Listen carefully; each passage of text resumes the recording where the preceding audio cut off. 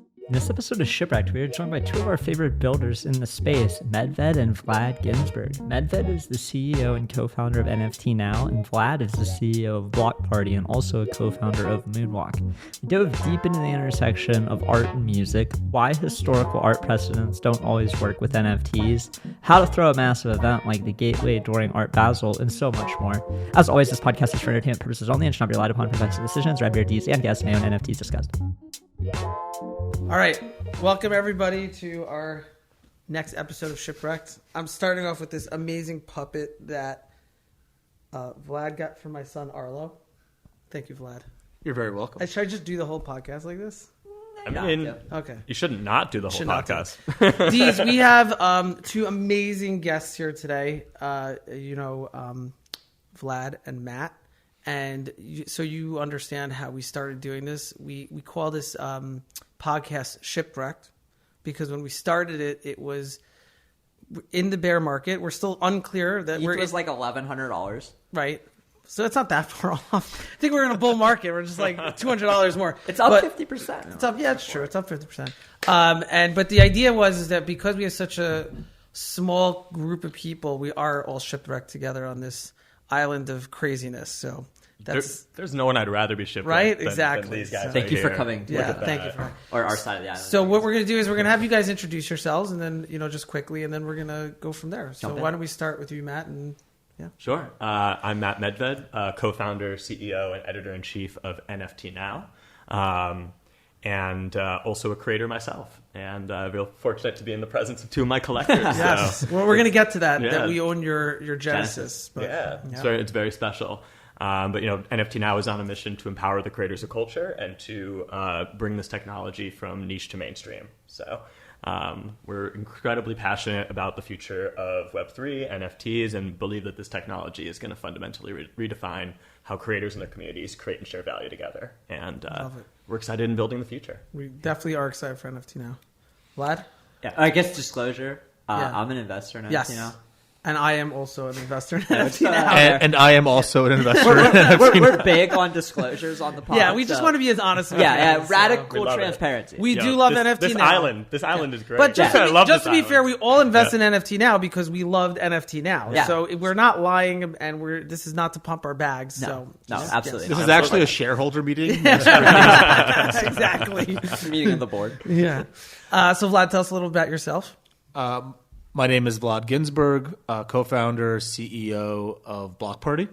Blockparty is a platform for infrastructure and NFT tooling that is for enterprise, for creators, for the entire space.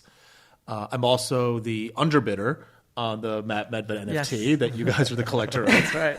And Blockparty, Blockparty's on a mission to bring about mainstream adoption of NFTs, of Web3 to the world. And we do that by being builders. We've built marketplaces. We've built on-ramps. We're now really focused on smart contract infrastructure for decentralized trading of NFTs and on-chain data infrastructure. So, mass adoption means a lot of different things for us. It means different things for the community, for the industry, depending on where we are in it. Right now, we are in a coming in, whatever, of a bear market. But actually, that's a really exciting time for builders. Yeah. And for those of us that have been in the crypto and blockchain space for a number of years, this is really the time where friendships get made, where the time where relationships get made, where amazing things get built. I mean, we are shipwrecked together, right? Yep. But I think that you end up remembering who you were shipwrecked with. Yeah. And you end up remembering that when we have these hype cycles where people come in, interlopers come in, when the hype dies down, people go running out. And you remember the OGs that were in there mixing it up in the worst times. So let's talk about that because, Deez, I want to give you some understanding here. I was in crypto a long time ago, as we all know, and I met Vlad, I want to say almost 8 to 9 years ago already. And his brother was actually in my school at the time. And we started becoming friendly. And one day we were at the bagel store. This is 7 years ago, 8 years ago. And I was looking at my phone, and we were having a conversation. Vlad's like, look, man, like, what are you looking at your phone so much? I was like, oh, dude, listen, I don't know how to say this, but like, I'm in this crypto thing and it's going up and I don't even know how to handle this. It was crazy. And Vlad's like, yeah, I heard about it. He knew about it. He's like, what's going on? We started talking about it. And from there, Vlad got very into the crypto world. And then he introduced the crypto world really to you and Blau and that sort of whole group. And so I just want to take credit for Matt, Medved, Blau, and everybody else who got into crypto because of Vlad. Because of Vlad, really because of me. And then, so really I wanted to take all that credit. But it was actually, no, it was really a long time ago. It's funny because you're talking about like who you were Shipwrecked. And we went through some crazy cycles together, Vlad and I, with some crazy shit coins and back in the day. And where we are now and the difference between what it was and how we're building is just like night and day now. It's like, yeah. Can I go on the record Yeah. with the other half of that conversation Sure. in the, Go ahead. Yes. coffee bagel place? Yeah. I only remember certain things, so yeah. And by the way, I think, Matt, I met you. You were already way deep in crypto. But I do recall Matt and Blau, we were kind of the first couple of conversations about NFTs. That's right. But let's just like roll the time back to how flashback this thing started with Benny, which is my brother was a student in Benny's school, but he wasn't just a student in Benny's school. Benny was his STEM teacher. Yeah. And my brother came back from school from like STEM classes being like, oh my God, this is it. Like I'm so excited about this stuff. And we were like at home, we were like, this Mr. Gross, man. Can I say that? My Yeah, you can say it. Yeah. Like this Mr. Gross, he's this is great. He's like sparking a love of STEM in very young children to get them to learn about it. And suddenly my at the time 11, 12-year-old brother, this is like maybe actually 8 or 9 years old. He's like suddenly my parents are like, there's packages coming in from China, from Alibaba. He's building computers from the ground up. Yeah. And I'm like, all right, at next parent-teacher conference, I gotta meet this Mr. Gross. Yeah. And so we start kind of chatting, yep. And this becomes, hey, let's meet up for coffee whenever I'm in my parents' neighborhood. And eventually we're out at a bagel shop getting lunch, talking, and he's looking at his phone but this is not me saying get off your phone or why are you on your phone. And he's talking about crypto. He's looking at his phone and he's like, look, I'm gonna be straight with you. Okay. Because I'm afraid to hear what I said. Because you've got a foothold in like this local community, but you're not. But you live in the city. You're not here, so I can kind of confide in you about this. On the internet, they call me the General. Oh yeah, well, we talked about it. Yes. Yes. Or sometimes I had a nickname. Or sometimes Benny Big. Yeah. Benny Big. Yeah. And I'm like, fuck, check please. I'm about to hear some shit like Benny Big. Because I don't know this is about crypto. Could go You're like, I'm going down a rabbit hole. It can go in a lot of different directions real quick. The General. Yeah. And he starts talking about crypto, and I'm like, oh my God, thank God. Yeah. Because I was imagining a lot of different contexts in which you could I call Benny Big. Sure you. I know I'm a teacher, but I have a second life. Which I did. Yeah. But true to what Benny is saying, at the time, to me, crypto represented this thing I was kind of like interested in on the internet. Maybe I was, as somebody that was doing a little bit of partying, maybe at the time, I'm like, this is a thing I can use on the internet. And I had a couple of friends being like, let's talk about what's a node, what's running a node, but I never really engaged in it. I was, and then Mt. Gox happened, and I'm like, oh, that's bullshit, and I kind of moved on from it, from the idea of exploring it until that's what I doubled down until talking to Benny about it, and Benny's was really the one that was like, but let's talk about what a blockchain is, and that was the rabbit hole that sent me into the whole thing. And I think the conversation I remember when Blockparty first started. Right, it was about ticketing, which made a lot of sense on the blockchain. And then when you started doing NFTs, actually we own Blau's first mint, right? Because Ian and I minted. I think he first minted ever on Blockparty, correct? That's right. He and Slime Sunday did their SSX Blau project in early September 2020. Yeah, and I remember we minted. We were like, so we have Dave and his. We're like, those are Genesis pieces there. I you too know, own a yeah. You're the. I was gonna say you're one of the other owners. I think you own Blau, one also. Yeah. CEO of Vlad. So and then Blau after that, it was like, it exploded. Yeah. So But the way that happened though was, Blau, when Blockparty was thinking about NFTs as ticketing in 2018, 2019. Blau was also working on his OMF, our music festival, where he also did his own sort of early experimentation in how NFTs can be used in a live event setting. And that was a time that we were both kind of comparing notes. Yeah. A month before OMF, there was a music festival in Miami called Best Life that Blockparty did ticketing for. And that was an experience. Certainly for us to see 5,000 people using NFTs that were there for an R&B concert, not for our NFTs, and kind of learning about what is the boundary between what we think is so cool about this technology and what the average person thinks is interesting and does not think is interesting. And I loved what Blau was doing at the time, which was, hey, if you meet me at this music festival, you're going to get a badge that you met me, and that's unique. And so it was really an original cool. POAP in some ways. Yeah, it really was, and so it was really cool to have that early relationship about it with Blau and getting to know him and how thoughtful he is about the technology and bringing it to the people. So right around when COVID was starting, I remember speaking to him, and he's not going to play shows for the foreseeable future. Right. And he's starting to learn about NFTs. I told him that Blockparty was moving on from tickets for a while now, and we're building this MVP where anybody can mint and sell NFTs, focusing on new adopters, right? So fiat on-ramping, et cetera. And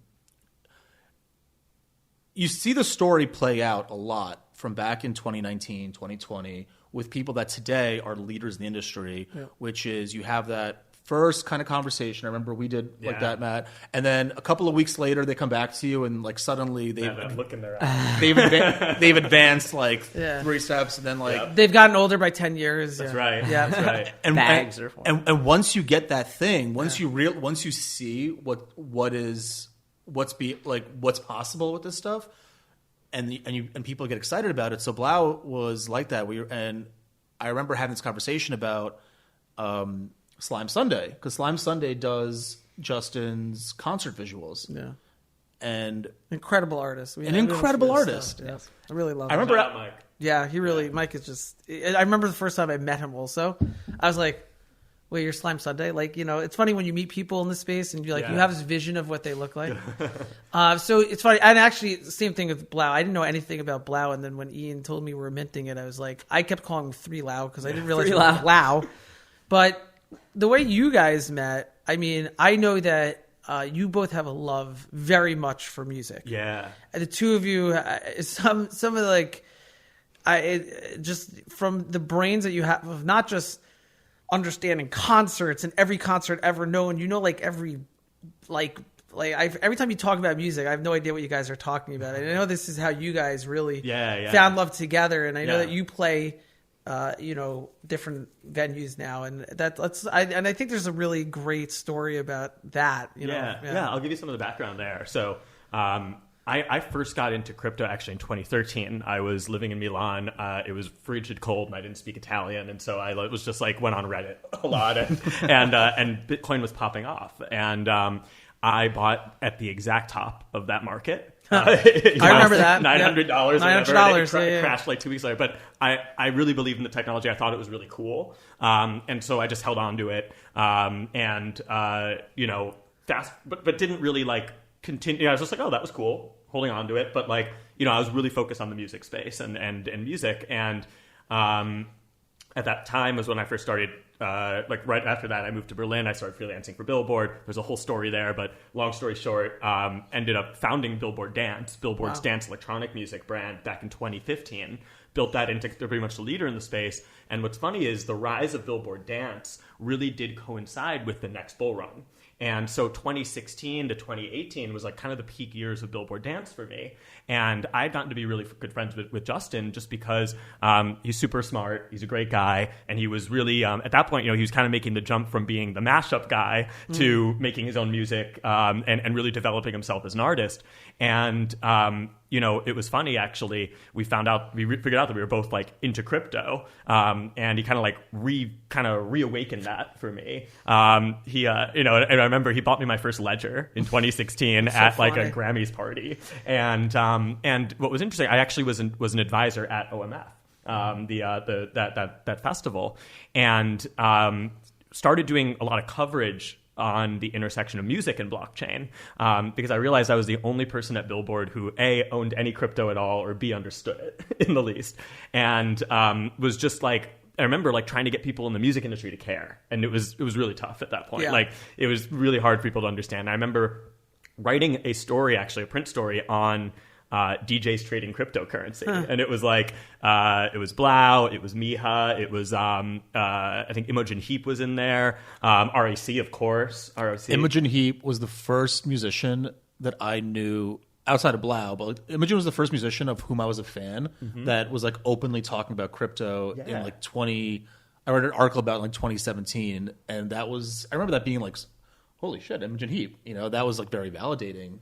It was big, I remember. And what's funny is that story kind of went like nuts in the Bitcoin maxi community, because it was like, I think it might have been that story that I read. It might have been. But what was funny was it was because it was the first time that Billboard, this like venerated industry Bible that has been around since the 1800s, had ever actually like said Bitcoin or crypto or blockchain in print.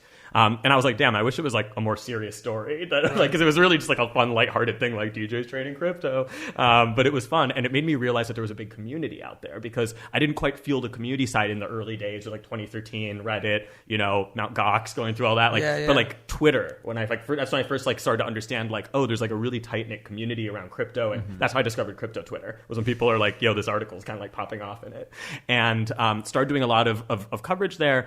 Did a bunch of panels with RAC. At South by Southwest on like music and blockchain, Consensus Ethereal, did everything with Blau. And like, I look back on those years, and actually it was that period where I met Vlad, and we were on a panel together. I think it was like maybe Mondo NYC or Mondo. It was Mondo. And that was when you were doing the ticketing. And we had a really great conversation on the panel and after the panel, and that's when we stayed in touch.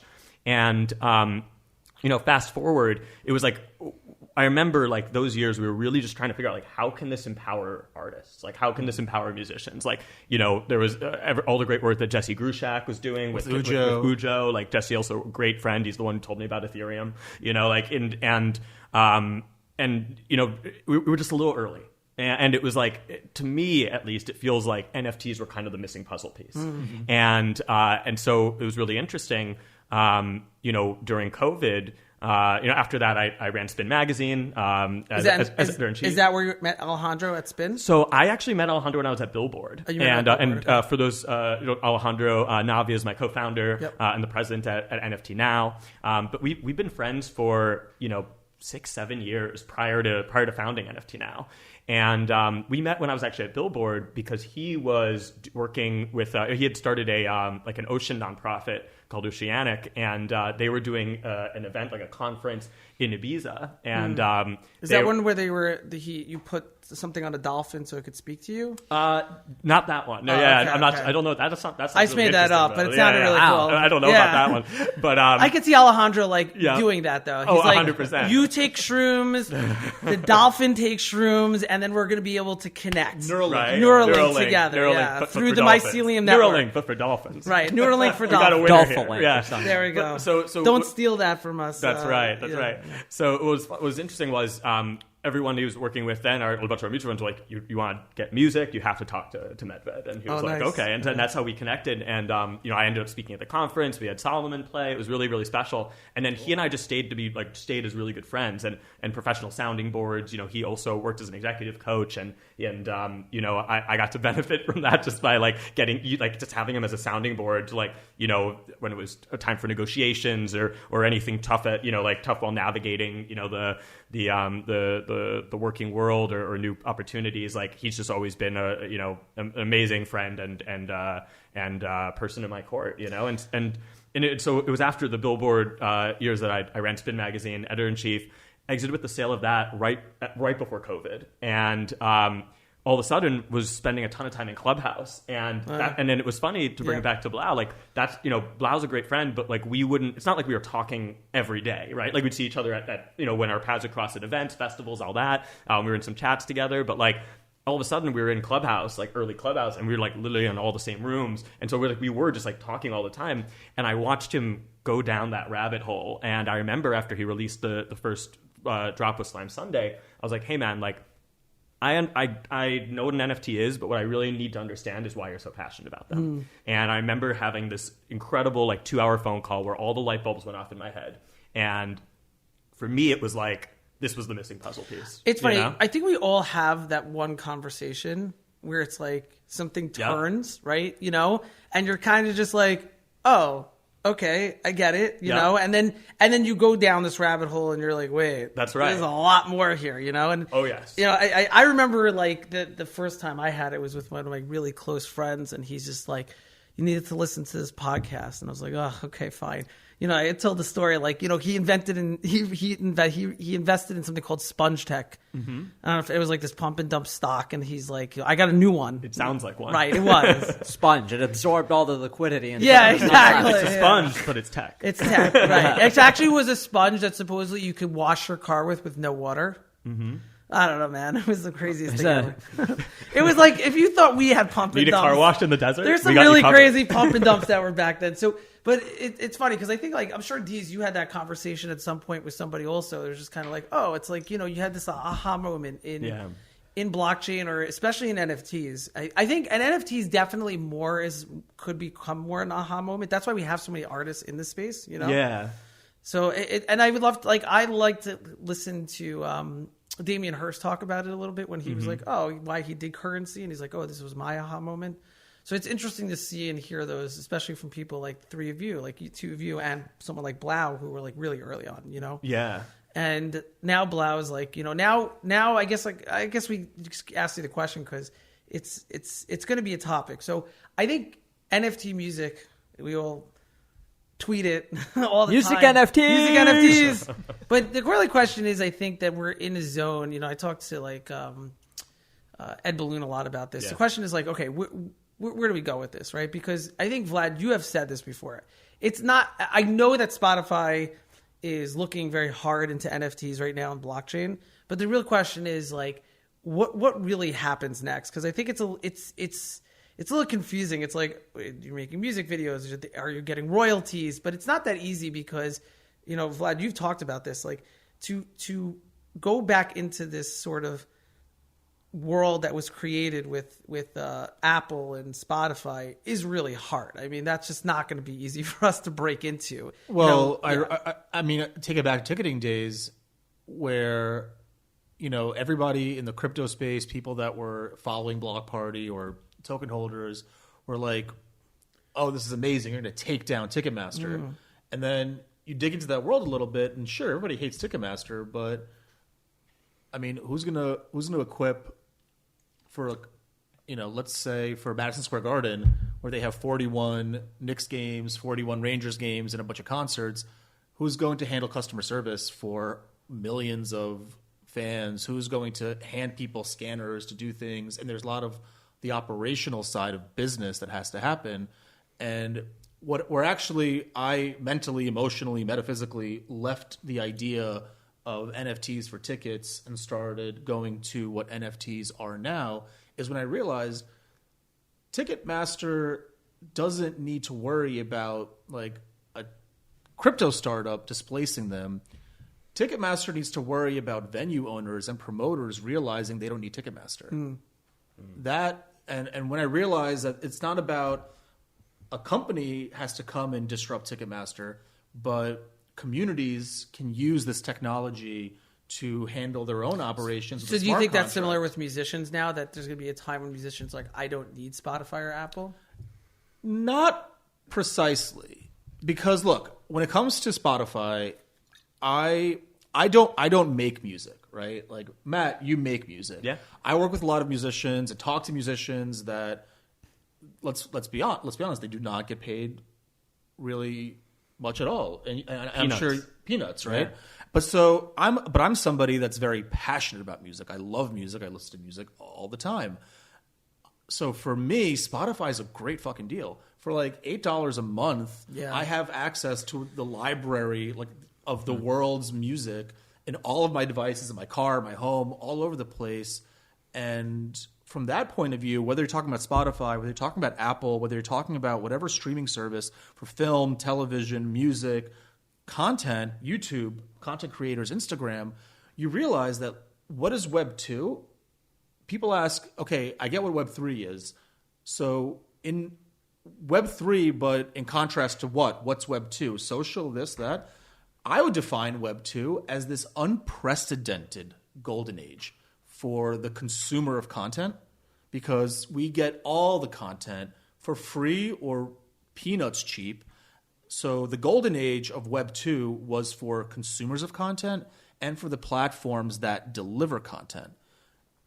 Now, in that, who we asked to sacrifice for us to make this golden age possible for the platforms and the consumers, we asked the creators to sacrifice and get paid peanuts and really give up their stuff for free, or have to arbitrage the made up hearts they get on social for brand deals, like that. We've asked 20 years of sacrifice from creators. So bringing us to the present, as long as we, the platforms, and we as an industry, think about continuing the golden age that we've watched for the last 20 years, where the platforms get all the value and the consumer gets all the benefit, as long as we try to one-up that golden age, we're fucking toast, I promise you. But if we think about Web 3 as an opportunity to create a new golden age, and in this golden age, it really brings it back around to the creators, and we can create a golden age for the creators of content. Now we're cooking, right? Now, if we can accrue value to them, that's interesting. So as platforms, as builders, if we're trying to make receiving music better than Spotify, good luck. But if we think about it making more equitable for creators, that's interesting. So is it maybe, and Matt, you could talk a little about this, it's not just about the royalties for music, but it's almost like about the IP of the actual creator itself, right? And branding of them, right? And which is, I think, what Blau has done very well. Yeah. Right? So for example, I love Vlad's point there. I always say, we went from paying $15 to $20 for one album to $8-9 for all the music in the world. And there's a value gap there, and it's the artists who have paid that price.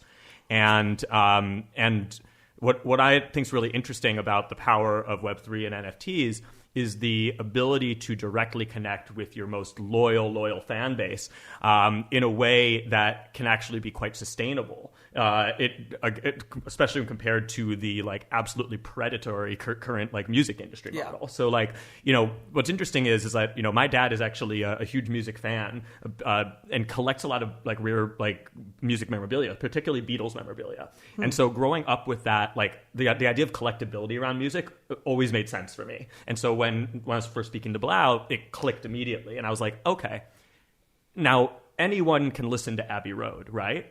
But not everyone has the signed vinyl, signed by all four Beatles, right? So same idea. It's there's a collectible nature around this unique token. Sure, everyone's can still go listen to the music on the streaming service. I don't think that necessarily this replaces that, but it provides this other consumer priority, which is imagine also that signed vinyl gets you backstage at the shows. It gets you, it's your ticket to the fan club. It's all of these amazing things. One of the things that really, really resonated with me with that first conversation with Blau was when he told me, he was like, Matt, I know I have fans in Mexico City.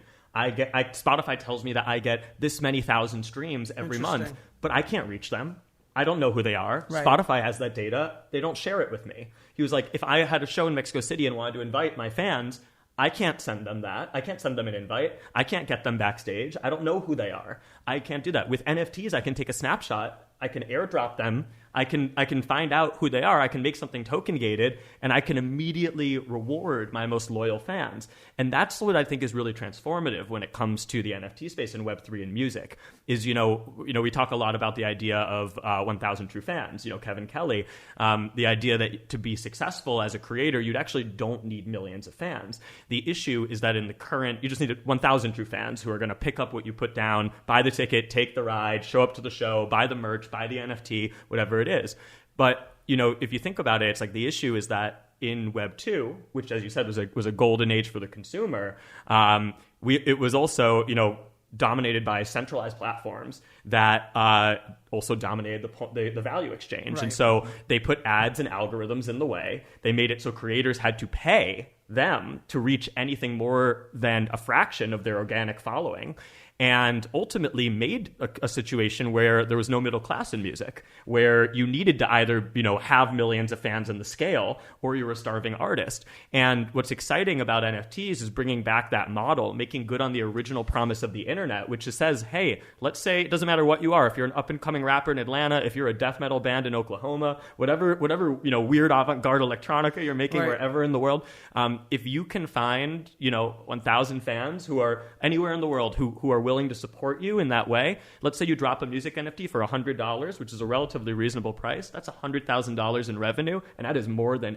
almost any of my friends who are indie musicians have ever seen from the And I love what you said about like the IRL sort of feeling. Tees and I talk about this, like the when you have these IRL sort of events or times when you're meeting people, it makes all the difference in the world, right? Because you're sort of in the zone where it's like, oh, this is a person. It keeps you more connected, which I think sometimes makes you want to spend more money on them, right? Yeah. And some of the IRL moments that I think we've had over the past, like when we bought, so Deez and I, the first piece we ever bought together, ever, was your Genesis. And I remember I said to Will and Ian, we were buying together at the time, obviously, as a group. I said, wait, I want to split this with 50-50 with us and Deez. And remember when we were in Denver and we showed it at one of our events that we threw with Blockparty, we were hugging and we were like, it was really nice to see it on the screen. And I think it also kind of falls right into what you're doing with NFT Now. Yeah. Where it's like, with what you just did in Miami, sort of like, okay, we have this whole online world, but once you connect the online world to the IRL world, right? Which is like, at the gateway, it was almost like another like level of sort of like, oh, okay, I get this. And I think that that's what Web3 promises us, right? I feel like that's I guess I don't feel like Web3 promises us anything. It's like we have to build it based off of the tech. It's like the tech promises us stuff, but anything above the tech level, it's like there's no promise. It's on us. It's on us. Right. It's on us to figure it out.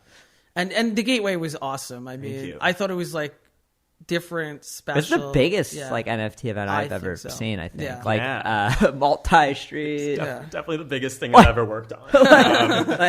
It was 5 days. 12 buildings. We shut down 2 city blocks in downtown Miami. The range of partners was absolutely incredible. From the legacy Instagram Porsches of the world to the forefront of Web3 with like Artifact and G Money, Admit One, Art Blocks. I can't name them all otherwise. It's a whole thing. But it was really, really special, and being able to transform the historic DuPont bank building that was awesome into this massive immersive audiovisual gallery, and curating that art was such a labor and it's not of love, easy. I mean, I came that night before you guys opened, and I said hello to everybody. And I remember because I came to see you and Alejandro and Maria, and everybody was like, "How you guys all doing?" And you all just like looked at me like, "We're ready," like we're alive.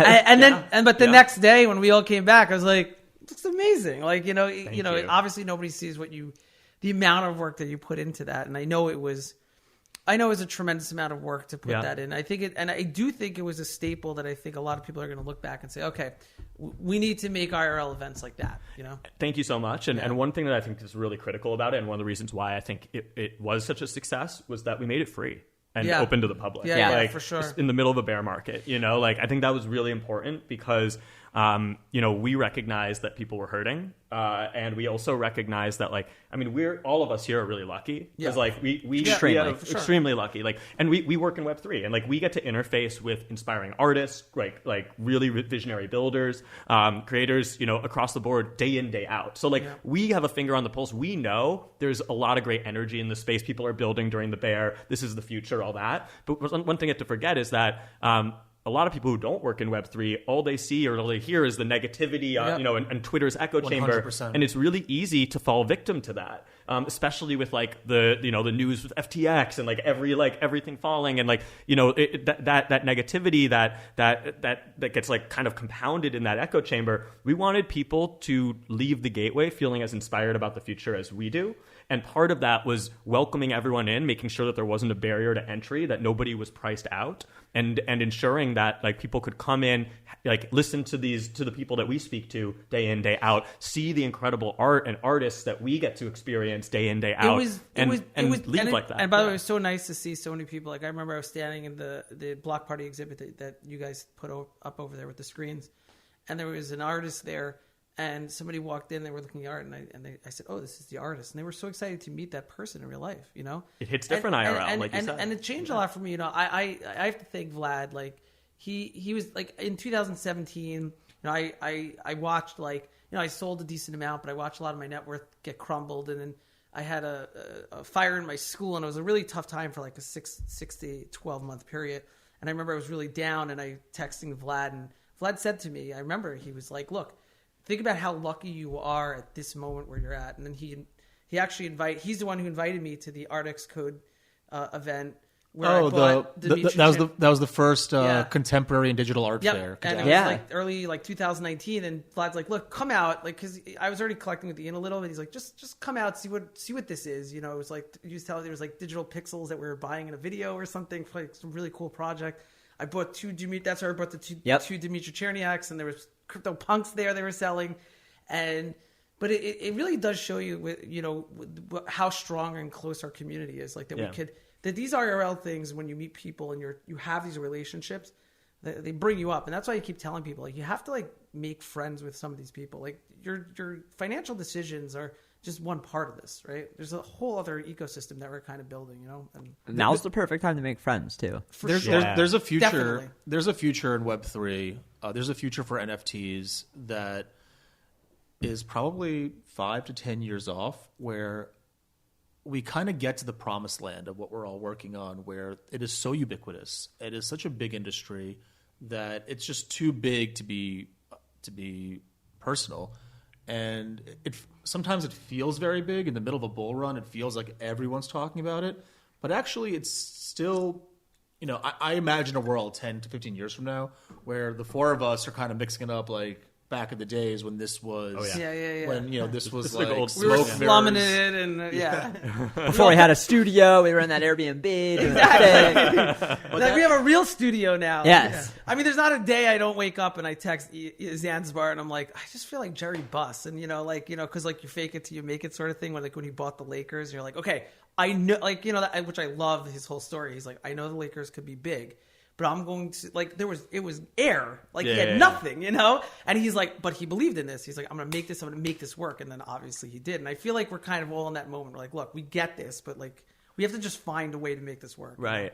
Market penetration is still tiny. Yeah, it's tiny. It's still tiny. And it's important to remember that. And you feel it during the bear. Yeah. But that's okay, because one of the things that's actually really exciting about building during the bear is that that the people who are showing up day in, day out here are the ones who truly believe. Yeah. The ones that aren't just in it for the quick flip, the speculating, the scamming, all of that noise. There's so much noise during a bull. And even if you're really focused on what you're building, there's still so many shiny objects competing for your attention. It's actually, I like the bear as a time to build, because it's a time that you can really hone in, focus, and also understand that the people you're partnering with, the people you're meeting with, the people you're talking to are the ones who are true believers, who are in it for usually the right reasons. Yeah, agreed. Absolutely. And I think even right now, people in my life, but that aren't in this industry, are like, do you think NFTs are dead? What are you guys doing? Right. And I'm kind of like, well, if you're kind of in it to the extent that I'm at, you're seeing all these IPs. You're seeing all this work being done right now that is setting up the stage for the next leg of the journey, and they just kind of roll their eyes and move on to the next thing.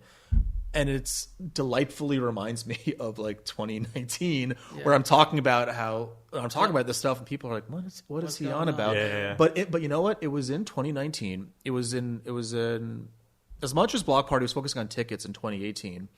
There were these little like checkpoints along the way, starting in late 2018, where for the first time I met IRL, an artist that was working on NFTs for art.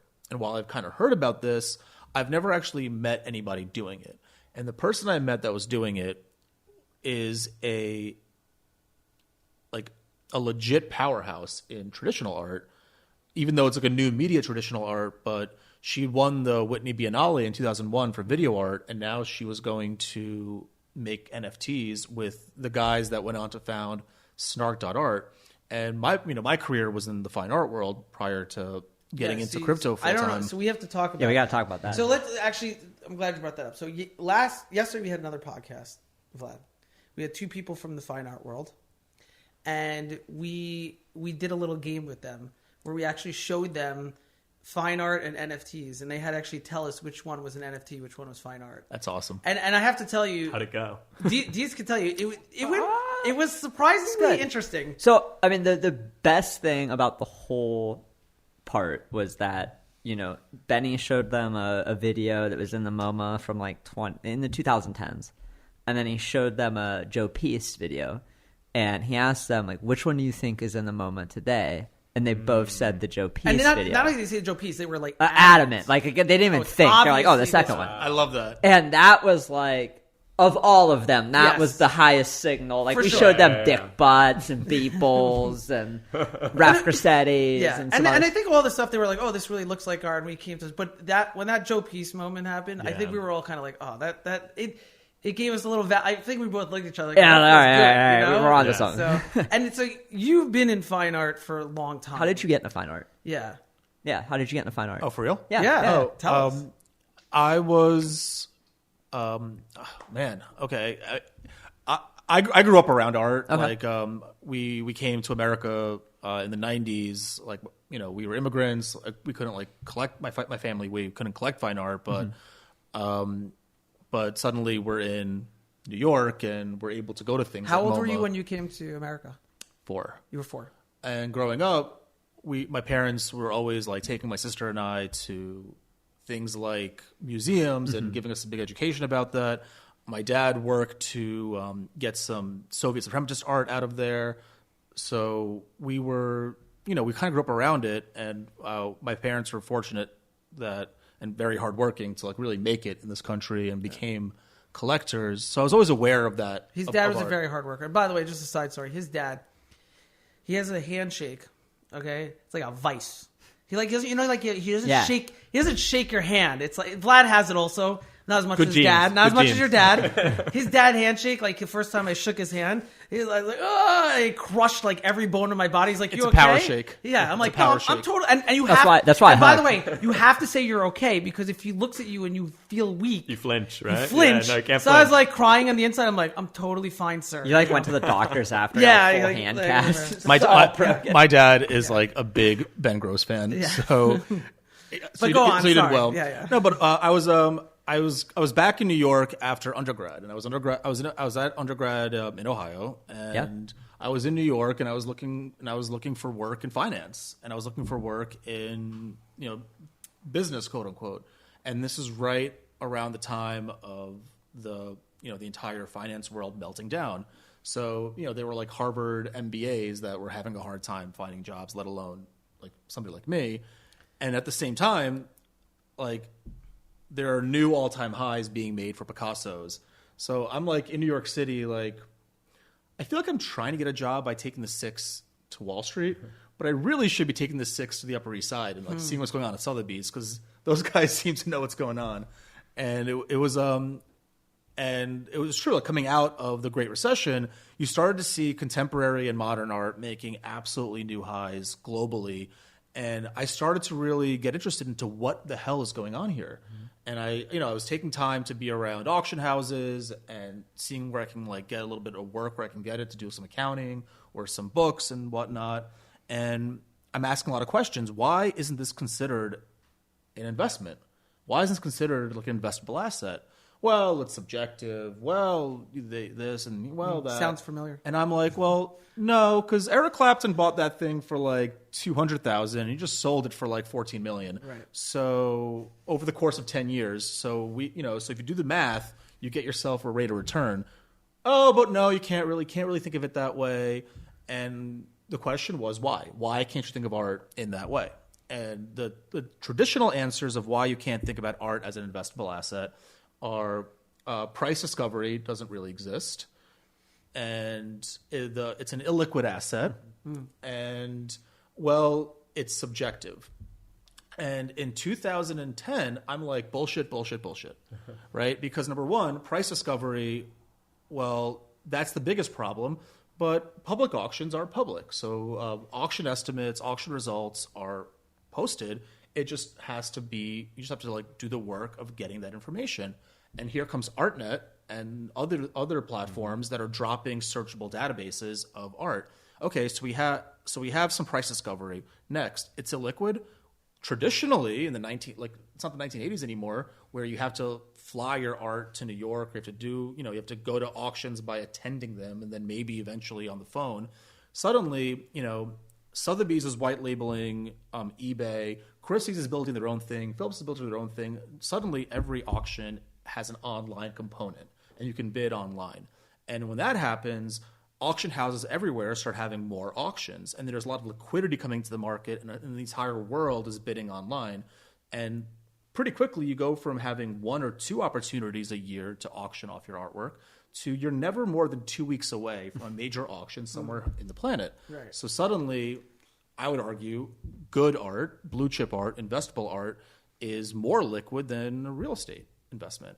So that's been announced. And then as for being subjective, again, not quite, right? Because there are certain, it's a market. So anyway, I started getting really into the art trade, as it were, and started using data to understand certain trends, and starting using the data to understand why some art is more valuable than other art.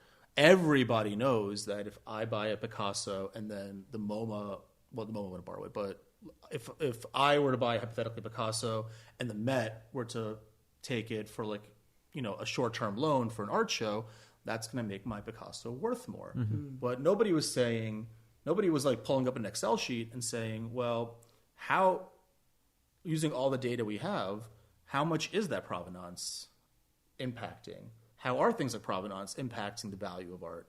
Cleaner provenance more valuable than messy provenance, so on and so forth. So it was a lot of quantifying it. And I can tell you from that experience, Salvador Dali was messing with digital art. Right. Warhol was messing with digital art. So I'm glad you brought up Dali. So a question actually I have for you here is, we've been talking a lot about editions. So Dali was really he loved editions. That's he was a big edition guy, right? I mean, obviously they weren't open editions, and they weren't 5-minute mint as much as you want. No, exactly. Dali's not like, oh, you get 10 as many as you want for 5 minutes. Although he would have loved it. He probably would have done that. Right? He probably would have loved that. And considering time as a scarcity. Yes. Right. So it is interesting, because I think editions has become like a hot topic, and I'm just curious to hear your take, because I know that actually you happen to have owned Dali, some real paintings and some editions, and you know that space a little well. How would you compare it? Because I've been trying to tell people, editions isn't anything new. They've been doing editions in art for a long time, and I see them as look, they have value, but editions were also a way, tell me if I'm wrong, that you could get an edition to make sure that you actually own a piece of art from an artist that you could never get the original from, right? And I think that there was a lot, about that. So, I'm going to cut against the grain on that question say, be controversial here. No, I'm just going to say that there's very little in common with digital art and NFT editions. I'm always with that background, I'm always looking for historical precedent for the NFT space, and I got to tell you, as much as that ability has served me in the NFT space, almost equally, it's fucked me up. And I got to tell you, because so many new things truly are happening. And one of the most exciting things about why this is so different is that, well, when you think about editions, they were lithographs. Right. And so you have artists that are painters or sculptors or whatever medium they're proficient in.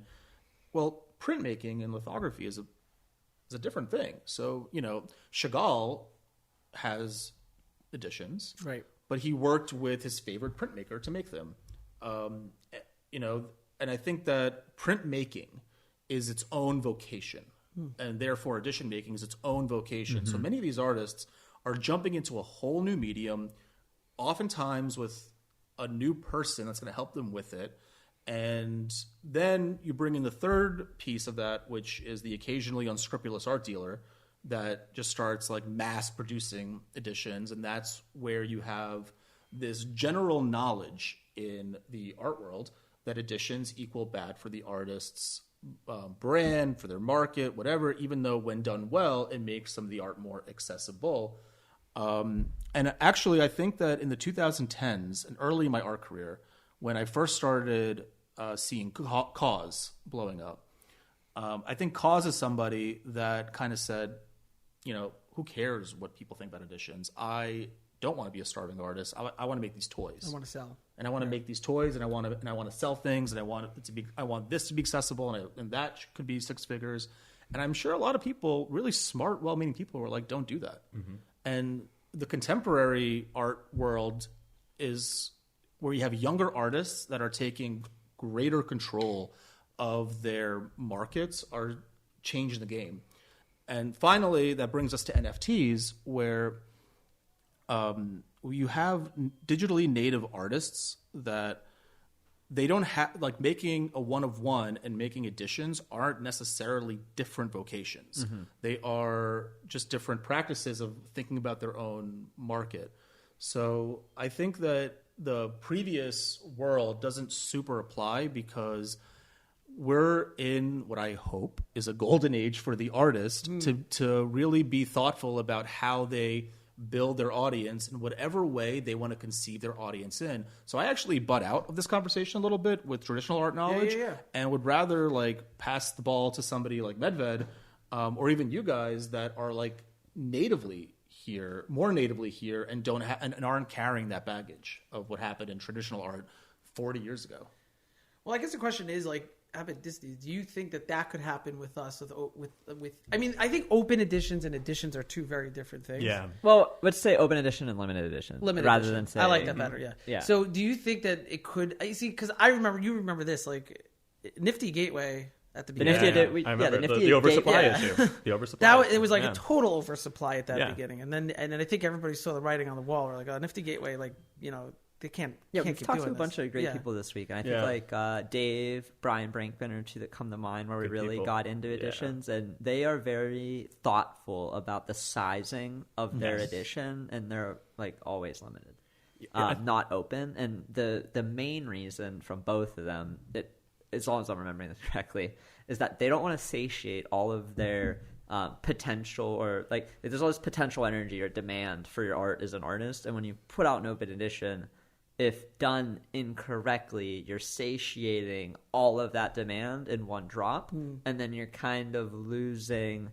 the people who are following you waiting for that next thing for a little bit. People have checked their box with exactly. You. I got my Dave Krug. Yeah. Oh, I got my Dave Krug. I don't need to go back to him. Yeah, right. Exactly. Right. So I think from what I've talked to the artists about, being really intentful about your sizing is right. Yeah. But then there's other artists who do these big open editions. They're very successful. Most recently, the one that you got, Lucresh. Yeah. You're showing it off today. That shit's up 3x in a week or something. Yeah. There's a and bird. I'm going to be very honest with you. Roger Dickerman texted me this morning. He's like, "Why'd you buy it?" I said, "You want to be honest?" He's like, "Yeah." I said, "I bought the set because I have a feeling he might do another burn with it, and I think it might go up in value. And then he came out today and said it's not going to be a burn. And but then he maybe, said but maybe you'll need the full set for but you something. need Right. the full set. Exactly. Look, it's always a risk on what you're going to take. Now, I happen to like Lucretia. I think his art is very Worst case is scenario great. of good art you like. Correct. And I have a really nice full set that I could put on a screen one day. And I'm like, great. It was like total. We had a few of them from the burn anyways. Yeah.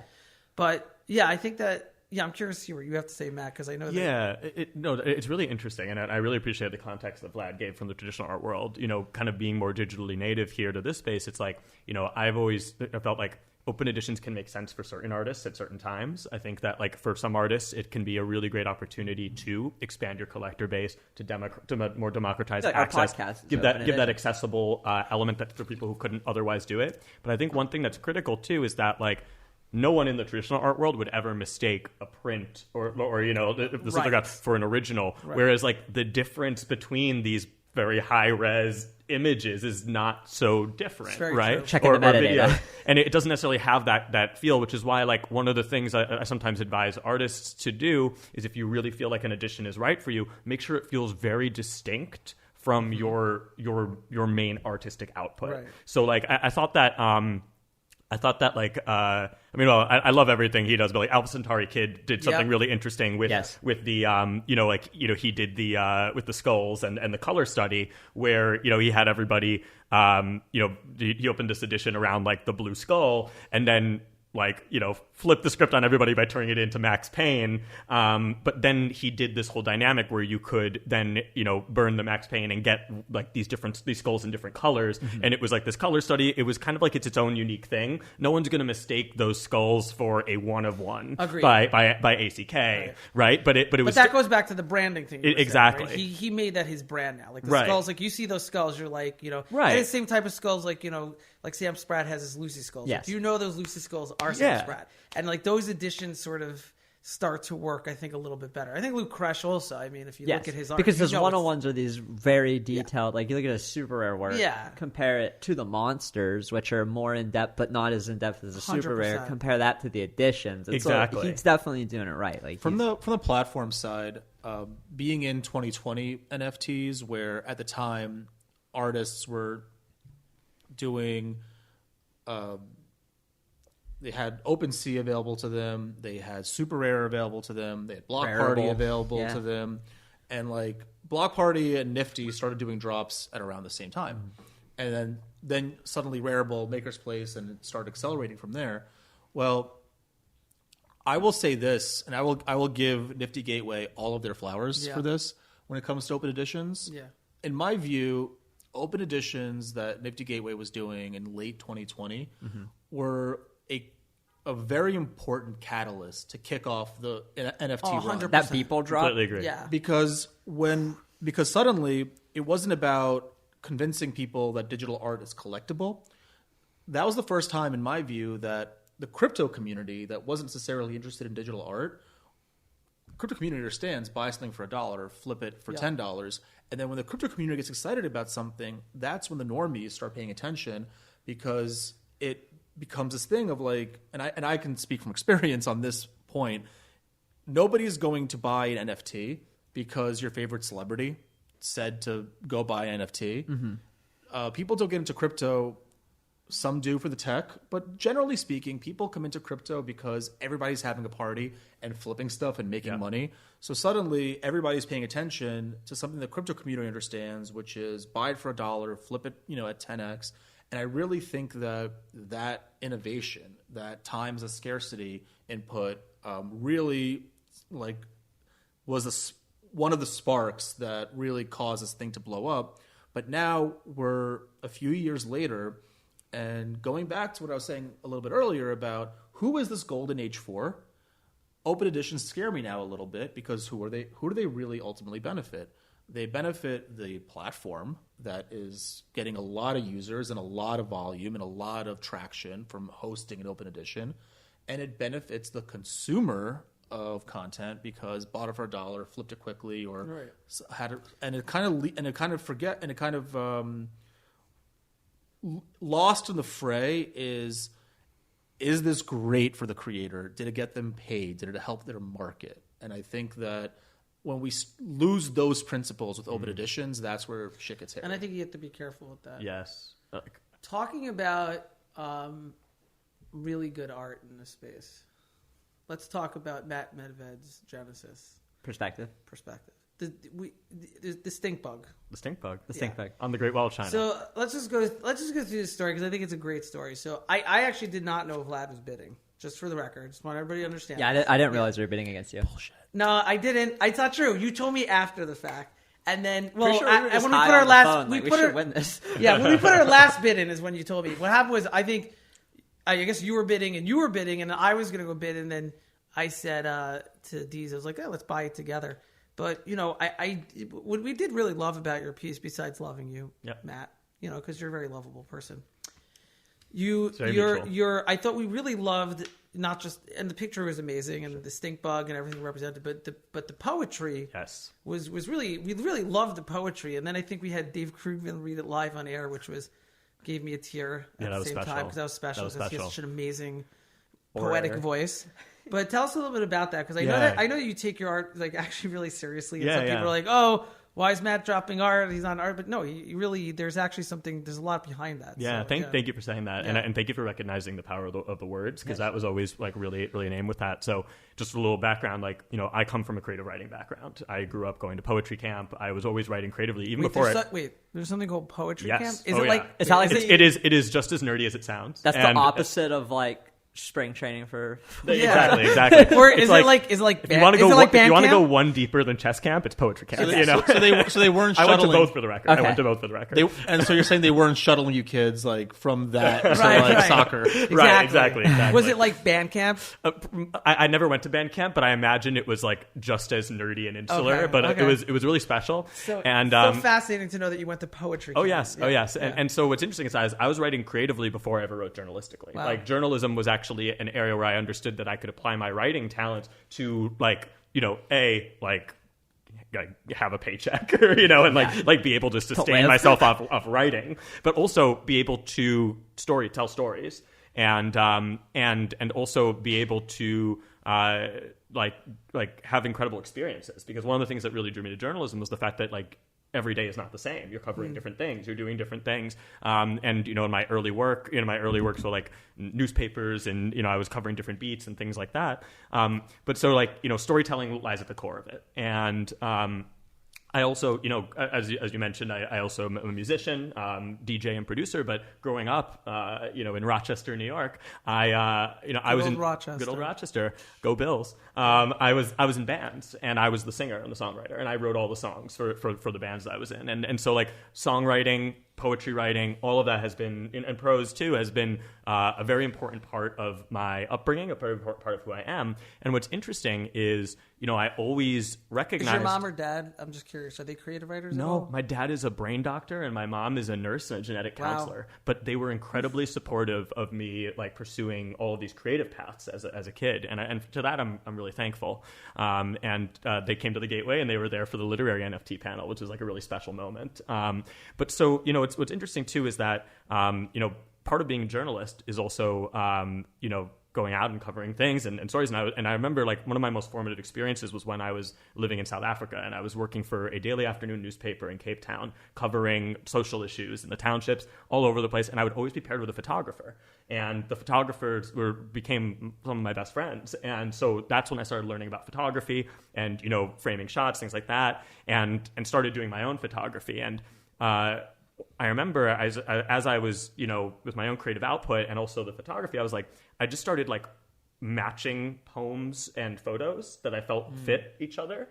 They weren't necessarily created with each other in mind. Sometimes they were. One was inspired, etc. But I remember having Word documents just filled with a photo I'd taken and something I had written, and I was like, I would love to release this somehow, but I just don't know what the right medium is. Am I going to self-publish a book of it? I don't know. It just didn't really seem right. And NFTs were just made so much sense as a medium to pair the writing and the image in a way that was just, it just felt perfect, and it felt really natural. And so perspective was really special because perspective was a reflection on the year that we'd had, of 2021. I minted it on New Year's Eve of 2021 going into 2022, talking about how important it is to zoom out and understanding, that having been through this was my third crypto cycle, like understanding like where this is going and not missing the forest for the trees. And the image of this tiny stink bug on the Great Wall of China that I took when I was in China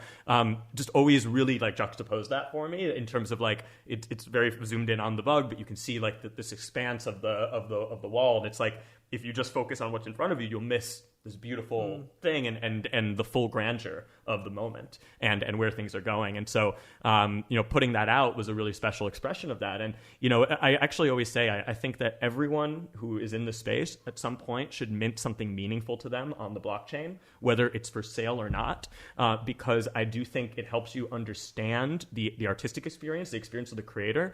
I'm not lying. I was like sweating bullets when I was doing it. I'm so perfectionist about writing about these things. Like I double, triple, probably 10 times I checked the grammar on all of that and made sure I didn't have any typos, because once you put it on the blockchain, it's forever. Right. But that's also why it's so special. Yeah.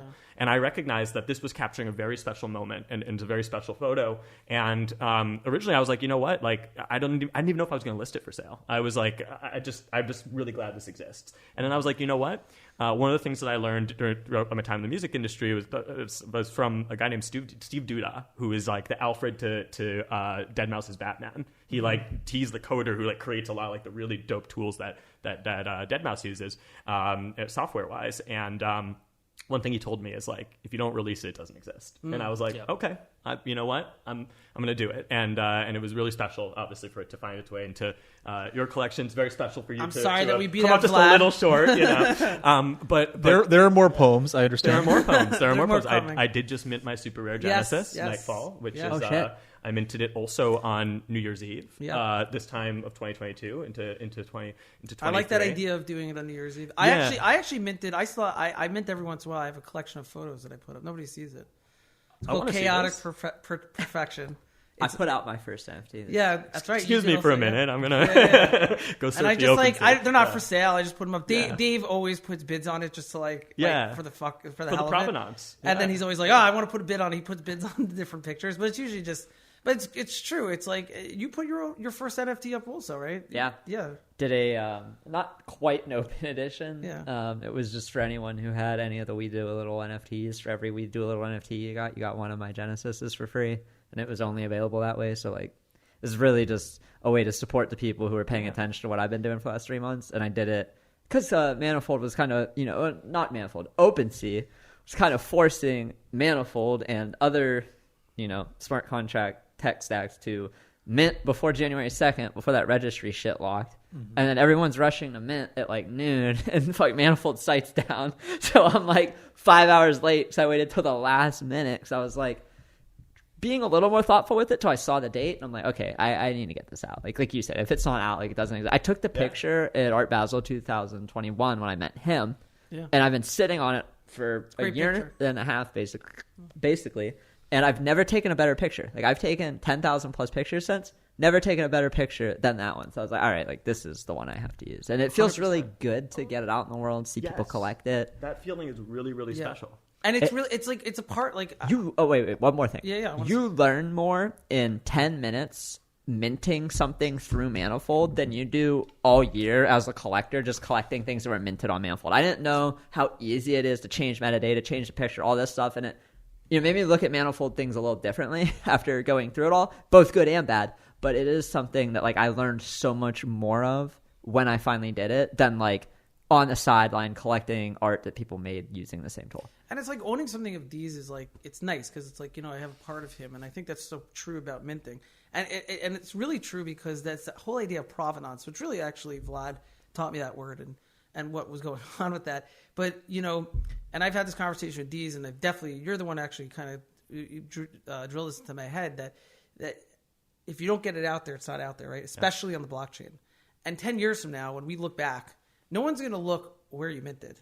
They're just going to look that it was minted. And the provenance that it exists is the most important thing. And it's not a knock on Super Rare, OpenSea, or Blockparty, or anybody. It's a matter of this art needs to be out there and minted. And I think that's like one of the most important aspects that we need to get into this community to understand. Well, I really do hope that happens because I believe at a very deep level that with what we're building here, we have an opportunity to bring about a golden age for the creator. And I think that the creator-collector relationship is really important. And so it's going to end up, in my view, if we're successful here, that the sacrificer whose back we build this on is actually the platforms. So that means that's a funny thing to say from somebody that's the CEO of a platform. but actually that's where we want to go next with Blockparty. Well, that's what you're building with your DEX, right? Well, we released a decentralized exchange, a swapping protocol for NFTs, and thanks for the plug. But and so that's at app.nft.org. But we used that. Yeah, we did. It's good. It's Deez good. and I, we just used it together. Yeah, that's right. And I appreciate that. I think that it was a great experience. Well, it's really, I appreciate that, but right now it is what I would call a public beta, and the idea, the vision, isn't that the whole world should be using this swapping protocol. What we're trying to do this year is we're scaling up the smart contract infrastructure of it, because we want you to take that code, that smart contract, and put it right into your website. Right. And you put it right into your website. Everybody puts it to their website until we live in a future where NFT creators, traders, collectors, whoever you are in this space, are a network of your own little dexes. Right. And that way we really put the control in the creator and the collector's hands and decentralize the need of a platform. And platforms like OpenSea, like Blur, like the great companies that are doing a lot of work, they're always going to have value in the way that you've described Spotify, of like, this is a discovery. This is where price discovery happens, where you see everything aggregated. This is how things get distributed. But hopefully all the value doesn't get accrued into a few centralized marketplaces again. Right. And I think you'll have really good, Deez and I talked about this. I think we both feel the same way. Like something like AOTM that like VVD's running. Like I do think you'll have like your Gagosians and your sort of really nice curated platforms for like higher end art, which I think will be great and exist and I think are important. But overall, I do think and hope the same thing. I hope that we get to a point where, it's not like your picture is not going to have value. Your art's not going to have value because it was minted on Super. It's going to have value because of its art itself. And I think right now we're in this in between stage. Like sort of like we want to do that. Everyone's like, oh, you're Super Genesis, and that's very exciting. But that's because of where we're at this moment. In the future, I don't know if that's going to be something that will be as exciting and more about like, oh, this amazing artist just minted. It's a great question. I think also like ultimately like I think there will always be like a historical element to it. It's like that's one of the beautiful things about the blockchain. I love the history of blockchain. I love the history of the blockchain. And that's you and Skulls over there. Oh man, but historical. That's why, for example, like my first major NFT purchase was by CryptoPunk because of what it represents. Right. And one of the things that I agree with you. I think that like where it was minted may matter less in terms of like dictating its value, but also like those first like tokens on Super Rare, like they'll always have a cachet about them. Yes, absolutely. And that's why I think also like it was really important for me to mint was that I recognize that literary NFTs are like a budding movement, and I'm a big believer in them. And there are some incredible artists who are pushing it forward, like Sasha Stiles, Anna Maria Cavallero, Kayla Niwamoto, Lawrence Fuller. Like I could keep naming names. There are just so many. Them. Because by the way, I don't think I'm glad that you are naming them because I think sometimes one of the things that we need to do more is name artists that people are like, oh, I don't know who they are. They know, and again, like people know who Alpha Centauri Kid is, right? Sure. For a reason. But then you mentioned names like these are the names that we need to keep pushing. Like when we started collecting together more recently, like with NorCal and Ian and Will, one of the things that we all said is like, okay, we're going to collect from artists that nobody's heard of, right? Yeah. They have 1,000 people following them. Like that's what we want to do, right? Because I think that's a really important message to send across. Well, then we can use our platform too to hopefully help lift those artists up. Absolutely. And you know, it's a space that's very close to my heart because, you know, having grown up with poets and with writers and knowing writers and knowing the struggles that they go through, like we talked about the music industry, the publishing industry is a whole nother cup of tea. You know, it's a similarly exploitive, gate-kept, all of these things. And I think that like there's a really amazing opportunity to empower writers. I think poetry is really interesting because to me, like poetry is... poetry can evoke an emotional response very quickly in the same way as an art piece. Obviously, prose is a little bit longer form, you know, takes longer, but like poetry is uniquely situated to be a really interesting art form in the NFT space I think we're starting to see it with momentum. I mean, Sasha Styles just sold I think what is the first poetry NFT to be sold at a major auction house at Christie's for 5 ETH. Wow. So shout out to her. She's amazing. It's a great piece, by the way. It's a great piece, and I'm fortunate to call her a friend. And you know, I see these artists who are just doing incredible things, and it's still very early. Like it's still quite nascent. I don't think it's going to take time to develop. It'll always be more niche, perhaps, than some other areas. But I was like, this is my world. And I want to be a part of this movement. And so for me, it was really important to mint and to mint during this period and to put my work out there and to support a lot of our artists too. Obviously, I'm a big collector as well, and I've collected from every single one of those artists I just mentioned, and continue to support their work because to me, it's like you have to live your beliefs. You know, having that conviction early. Right. I mean, Deez knows this. Is so important, right? You know, when we got to an artist early back in the day, and then having that conviction now and looking back, it's like, that's what it was all about. You know? It's nice too. We have these different on ramps. Like we're looking at people on Tezos. We're looking at people just on Instagram. We're just looking around. Like, who isn't on ETH yet that might get on ETH sometime? And then when they get on ETH, we're like, all right, we got him. Tezos is that like groundswell. Tezos is that. Now you're getting Matt really excited. Oh, Matt's boy. Tezos. We've talked. I mean, you mentioned Lawrence Fuller.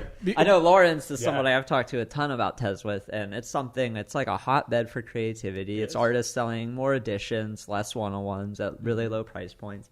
And then you show their work to Super Rare, and Super Rare's like, why aren't they on our platform? I'm like, I don't know, you guys are fucking sleeping. Why aren't they on their platform? And then they're on their platform, and look like I feel like Lucretia is somebody I knew because of Tezos. Yeah, that's how I got his. I collected his work like sometime last year. It's been amazing to see the rise. I wasn't in Tezos at all, and so one time we stayed up to 5 o'clock in the morning, and he was trying to convince me to get in Tezos. That's when I got you on Tezos. Yeah, I was like, I don't know. And then I was like, you know what? Let's look into this. And then I don't ever hold Tezos expecting to gain money. I don't even collect the art on Tezos. I don't even know if the art will be there in 5 years. I'm a really big fan of using Artnome service and backing up my NFTs. And I have that zip file buried on. And he's trying his best to get the information out. Like, I didn't even understand what he was doing at first. I mean, I thought he had a cool headband, and I wanted his hair. He wanted a headband. To be fair, he does have a cool headband. And I really wanted it. I really wanted his hair, like, you know. But you know, it's so true. Like Artnome, what he's pushing is like, yo, look into this now because this is going to change. You don't want to know when it's too late. Like when something happens to Tez or Solana or another, God forbid ETH. You know, you don't want to be like, well, fuck, where's the art I bought? Now I think Artnome actually is the guy that has a trad art background that's doing the best work of translating the experience of being thoughtful about provenance into what it means for NFTs. Agreed. Yes. Agreed very much about him that way. And I think he cares a lot. Like he could tell like from his tweets and I mean, I remember when I didn't know what crypto art was or art really. I still don't know what art is. I just know what I like. But like, you know, Artnome wrote that what is crypto art article with the Homer Pepe. Yep. And like I read it 2 years after it came out, and that was in 2020. Like it came out in like 2017, 2018. Yep. And he defined, you know, all of these different factors or properties that he thought were crypto art. All those early people, like I remember like them being around. Like, you know, I was only friends really with a lot of money, but you know, R.I.P. Such a awesome person. Did you ever meet him in person? No, I didn't get the chance to. It really sucked. He was out of control, but he was just amazing, full of life person. It was really sad when he passed, but they were there. They were like talking about this stuff. Like I didn't even know CryptoPunks was really minted in what year? 2017, right? And you know all this early stuff until I started looking into the history of of NFTs because of you and skulls, and I'm like, oh Yeah. wait, there's all this early stuff, you know, and it's looking like Gary Vee said very well. I thought he's like, it's looking sort of in your attic and going back. And then it's funny because I found a wallet that I had from a long time ago just recently, and I had somebody create.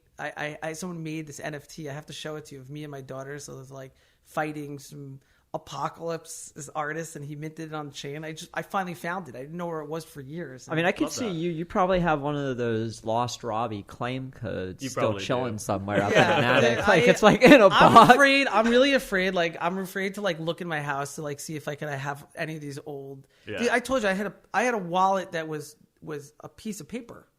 It was a little printer. I swear to God, and it would print out this long piece of paper. Key?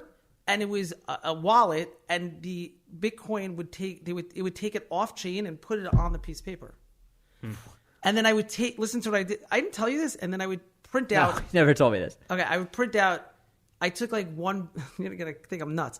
I took out one Bitcoin once, and I printed out 100 or I don't know, like 500 of these little pieces of paper. I split the Bitcoin up into, and I would just give it out to people. I'm telling you, I once bought a fridge from this guy in Best Buy. This young guy, and I'm looking at him. I was with Randy and some of my other friends. Were you walking around with 500 pieces of paper? Yeah. Or did you come out with like 5 or No, 6? I had them in a little bag. Hey, he's like a drug dealer. He's like, wait. paper Hey, seed. Best Buy guy. I got some for Johnny you, Seed kid. Friends? Johnny I Seed handed this guy like I was like, I gave him 10 pieces Apple of seed paper, and it had like all these long, like He's like, what 7x the whatever. It's all hash. Exactly, it was all, and I gave it to him, and he looked at me and he's like, "Fuck is this, dude?" I was like, "This is the future," and like he just like threw it in the This is the garbage. future. Like I don't. It was wild back then. Like it's He's like, you're full of I shit. think I think it's really important to, as funny as some of these stories are, it's Yeah. important to keep talking about them because we're writing, our own like origin stories for Yeah. this space. And if I could actually bring up your poem one more time and give you your flowers for what you did there, is you're not like every piece, every little like vertical within the NFT space needs its trailblazers. Yeah. Like a lot of money. Trailblazer for crypto art. And in the same way, all the literary artists that you mentioned, for them, somebody with like your profile doing like great work is trailblazing for them, which is what makes your genesis from last year so important. Yeah.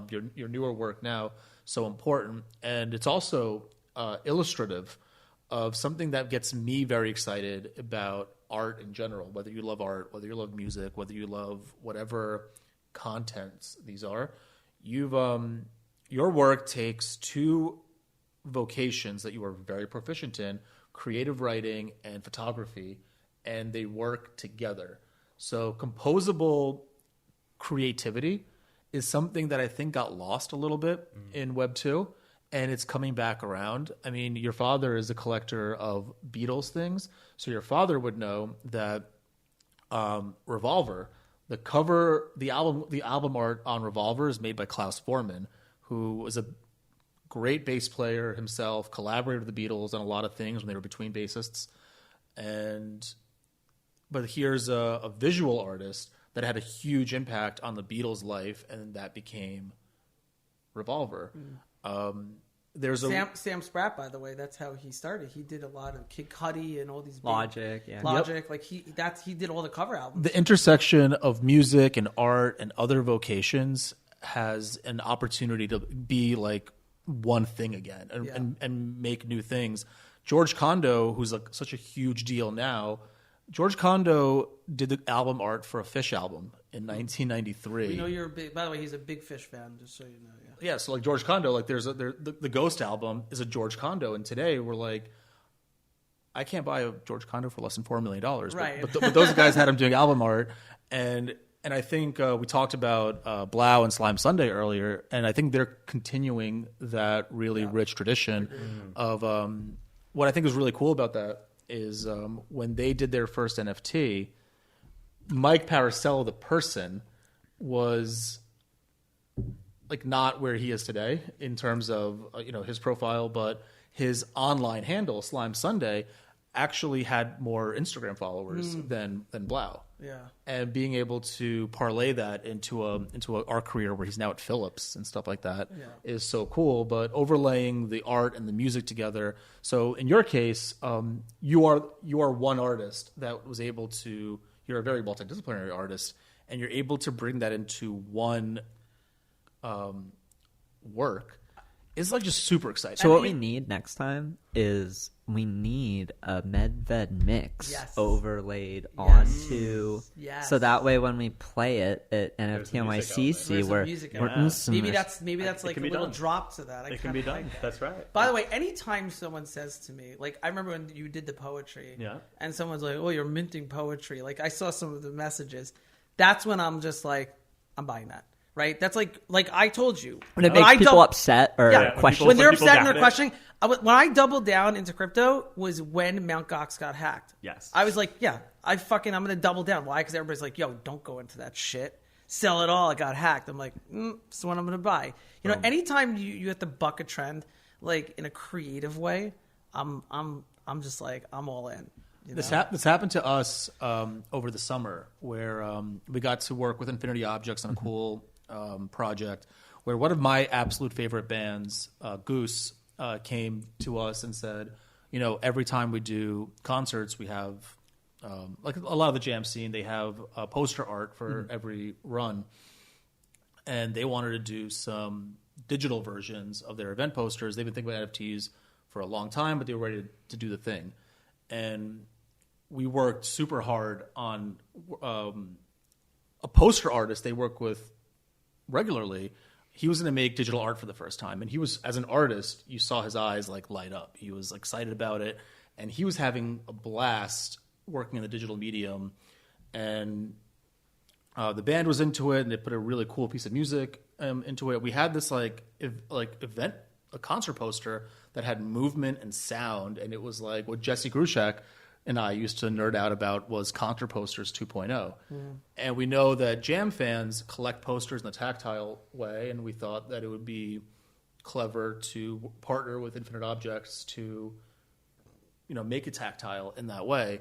So we did it, and it was awesome, and we shot this great piece of content about it in an Infinite Object, and the band posted it on Instagram, and like hundreds of negative comments of people being like, why are you pump and dumping? Like, Pump and dumping. What's the utility? And you're destroying the environment. And everything under the sun. And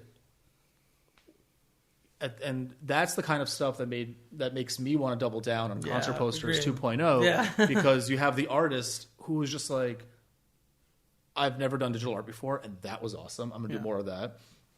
He did well because it ended up being a sellout. And I think, and there's a passionate community of music fans who love Goose that are also NFT people that were all about it. And you start to see, and even though you cut through some of this superficial negativity after the fact or something like that, now 5 more jam bands are like, wait, let me try it. Let me try that. And you have artists like Zaz. It's a disease. It spreads. Helen's work's incredible. I own a couple of her work.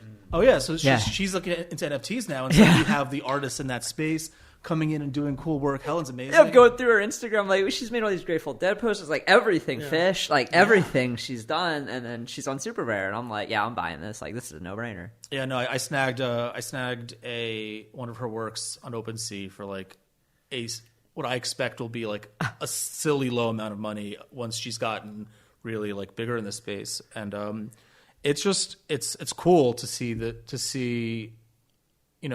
see through that negativity and see through that hate, but you see like, oh, something's happening here. It's exciting. Yeah. It's like, it's a good moment.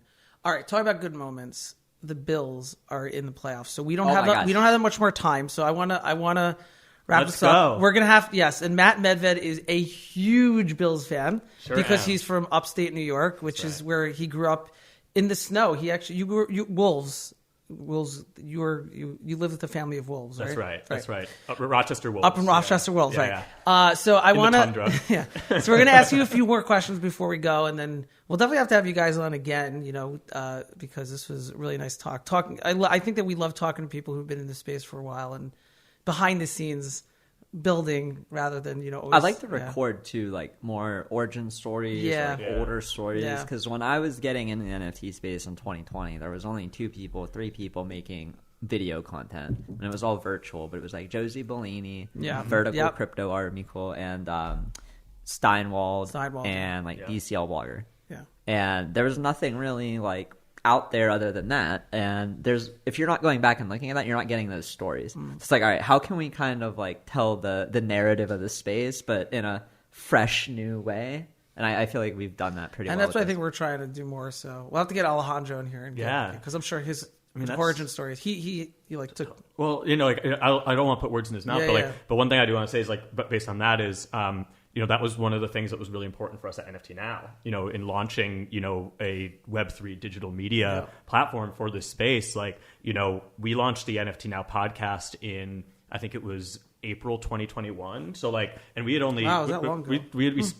We founded NFT Now January 2021, and it was like March, we were getting everything set up with the podcast and such. And like, it's funny when you look back at those early episodes, like, I think the first, it was, we had Euphoria was the first artist on the NFT Now podcast.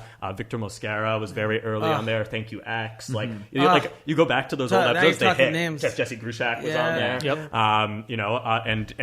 We're actually gearing up now to get ready to relaunch season 2. I think that you should have these on. We had these. That's right. I did a Snapchat camera filter. Yeah. We had these, but we should have him back on. We got to get you on. We got to get no one's going to want to hear from me. This is a great crew. You got to get Vlad on. But what I think is really important, and it's one of the things that we're really passionate about with NFT Now, is like the importance of storytelling and the importance of creating a forum for people to speak. And like I can't tell you how many people have come up to us to be like, the podcast, like an NFT podcast was like, that was my entry into the space, or like, and there were some people who didn't even know that we have a website, that we have that we're doing Twitter spaces, that we're doing, YouTube videos, like all these things. Like the podcast was like, they're like, the NFT Now podcast. They then discovered all these different offerings that NFT Now has. The podcast was an important like funnel point and an important like road for their journey. And as we kind of take NFT Now into the future, we're building some really interesting infrastructure around the future of Web3 media and tokenized content. I do think that video content is a very important and very well, you're talking Deez's language. He loves video content. Yeah, that's why I put my font over my face. So we love the video content. Yeah, I think you guys are. I think the industry needs a voice. Yeah, and I think you guys have stepped up as a voice of that industry. Yeah, thank you. Thank you. Okay, so we're gonna ask you a few questions, and we're gonna end with this. First question we'd like to ask is, so we're shipwrecked all on our island. And this is a great question for you guys because you're into music. So, if you were shipwrecked on an island and you could bring one album that you could play on loop for yourself for as long as you're there, what album would you bring? I feel like I might also throw in, like, if you can't pick an album, just give us an artist. Because I feel like there are certain artists that, like, I love their whole discography, but I can't pick an album. So an artist or album? Yeah. So the artist is Radiohead. Okay. And if I had to pick an album, it's Kid A. Okay. Nice. You had that. You're ready. You were ready. It was the first to pop in. It's hard. It's a hard choice. Why, but I've made the choice before. But why them? Can I ask you? Well, I think that Radiohead is just an absolutely unique band. I think that they really embody going from, the traditional rock model to the digital world, embracing electronic music at a time when it was not popular. In fact, they did it intentionally to be unpopular. Tom York was having a nervous breakdown with OK Computer at number 1, and he was like, I'm taking it in the opposite direction. We're going to do a weird electronic avant-garde album. We're not going to promote it at all. And then it still went number 1. And he was like, well, fuck. Did you ever go to their concerts before? Oh, yes. I've been to their concerts multiple times. If you have not, they are one of those bands that elevates everything live. Wow. It would be so easy for Radiohead to just be a good studio band. They are so intricate. Like, their albums are so intricate, and lush. The production is absolutely insane. And so it would be so easy for them to just be good at that, but they somehow translate that to being even better live. And those are the best bands. And it's absolutely incredible. I know every single Tom York lyric. Wow. And he's not an easy guy to know his lyrics. I have looked them up while listening. And so they're just, I was raised on the Beatles, the Stones, the Doors, Pink Floyd. Those are all always in my heart. But Radiohead was like my coming of age music, that I chose for myself, and I didn't have to be introduced to them. I discovered them on my own and was like, you know, because I was fortunate to be introduced to so many great artists by my dad. So, Wow. Yeah. All right, Vlad. How do you follow that? No, no, but that's it's kind of the same thing. I had my father to thank for raising me on music, and in his Side point, by the way, his brother is the most dope pianist I've ever, like, besides Emmett, to give him props because he's so amazing. But for his age, like the class, I want to get him and Emmett one day together because his brother is like ridiculously, his family is ridiculously talented. His mom, by the way, yes. lives like in the Olympics for like gymnastics and stuff and crazy stuff like that. But anyways, go on. Yeah. Side point. They are wonderful people, and Yeah. thank you for plugging them. But you know, my mom was a professional gymnast, and so with the Soviet national team, she was allowed to leave the Soviet Union, and then she'd smuggle back, like at great personal risk, Beatles records. Wow, that's and so my dad cool. and his buddies would like risk significant like gulagging should they get caught building like little like, you know, scrap together things and playing those illicit records on them and risking life and limb to do that. So it's a great question, the shipwreck question, because people, me one of them, would risk life and limb for the music that we love. Yeah. And so if I had to pick, I was raising all the same music for that reason, but for me it would be Fish. Nice. It would be Fish, and there's a number of reasons why. If I had to pick an album, they're not really known for their studio stuff, but I mentioned Ghost earlier, where you have the cover designed by George Kondo. I think Hoist has a lot of great songs, but you know, for them, it's about the live experience. And the live experience, I've seen them close to 100 times, and maybe it would be one of my like recordings from some of the great live shows. And the reason why that would be my on repeat on a desert island is with them, it's all about improvisation, right? So the reason why people go to see hundreds of shows is you might hear the same song different times on different shows, but you're going to hear them played very differently.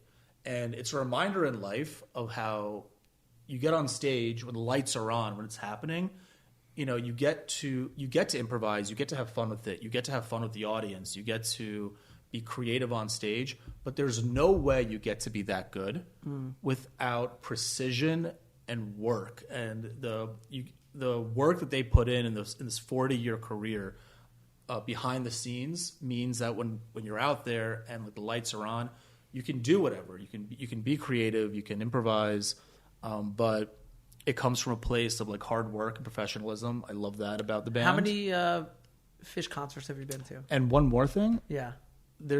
Fish has there's 4 band members, but then CK5, who their lighting rig coordinator, the visual experience at the shows is part of the whole thing too. So it's really the intersection of music and art we were talking about that really. So how many concerts awesome. have you been to? Over 100. Close to 100. 100. Wow. All right, one more question. Well, maybe 2, but we'll see. Yeah. Sponsored by Infinite Objects. We decided sponsored by Infinite Objects because we have them. They're right on the now. podcast. They're on the last podcast. episode. So. They're now our sponsor. And it's also easy because We love them. Yeah, they're amazing, and you could also their whole thing about putting one piece of art or memory onto Infinite Objects. So if you're on the island, right, and you had to have one Infinite Object with you, and it could replay one memory in your life. Now, I want to just preface by saying, Vlad, I know you just had a child. Congratulations, Mazel Tov, a boy, and this is your second kid. So Second mint. second mint, right? So like it's hard. Like as a parent, you know what you know, excluding things like births of your children. What moment in your life would you want to put on there that you want to replay? One moment, because I know it's hard because you have 2 kids, so you can't. That's an easy answer. Okay. It's the actual Infinite Objects that's in my home right now of a moment. It's from the NFT 100, from getting to be on the NFT 100 list and getting that moment of my life in an Infinite Object. It'd be like a moment in a moment. I a love moment that. in a moment. I love that because I was also going to say the NFT 100, but you know what it was. It was just such a special it was such a special gathering, Yeah. and like the energy was just off the charts. Like the vibes were so high. Yeah. Just an amazing room. So many artists who met there for the first time, creators and collectors and builders who met there for the first time. Mm-hmm. And I have this memory of going up to address the room and speak. In the Rainbow Room at the 100th whatever floor of Rockefeller Center where Frank Sinatra used to play. This incredibly beautiful venue, and I remember like getting up there in front of just so many of the amazing artists and builders and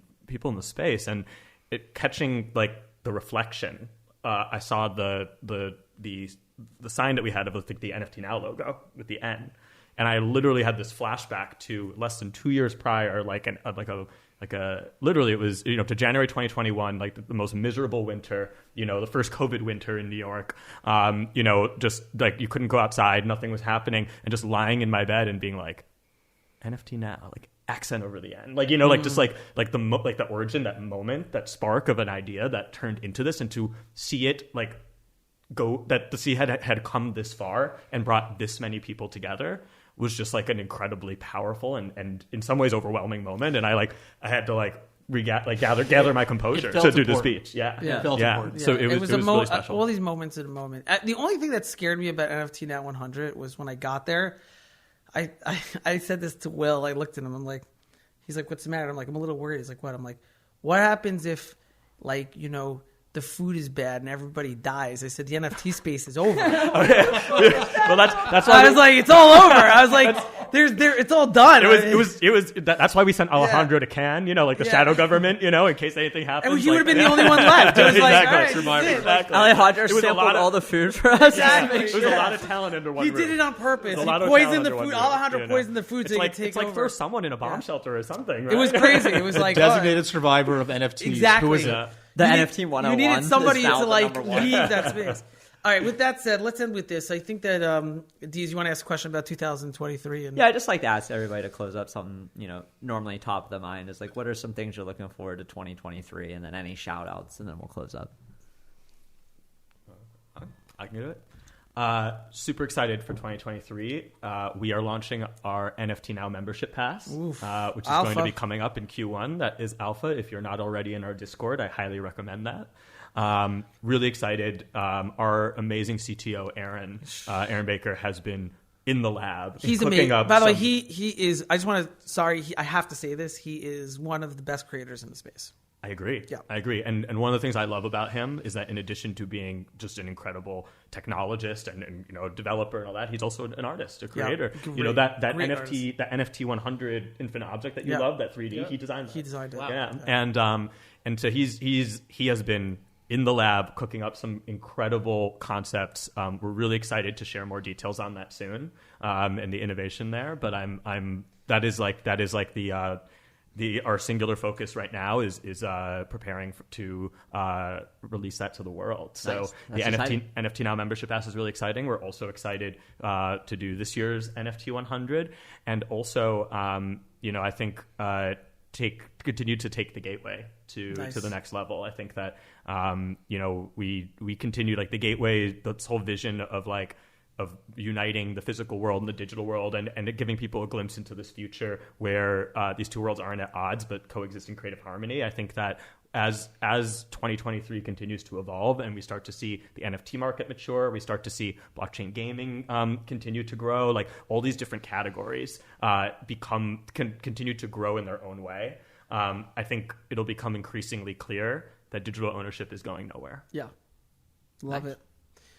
For me, 2023, we've, at Blockparty, I'll share our own alpha. This is, we're a few weeks away from formally announcing that we are sunsetting our custodial marketplace that we kind of launched in 2020. And it's bittersweet because, we put so much work into it, but the entire time that, our view was that we're going to release this custodial marketplace in 2020 as an onboarding thing.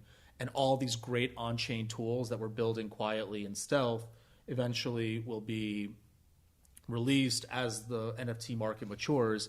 But we were thinking in like 5, 6, 7, 8-year time horizons. Yeah. Not in my wildest dreams that I think we would pop off this quickly. Yeah. And so, we never built a secondary functionality in our primary marketplace. We were building a DEX such that anybody can trade, but it would be natively in our thing.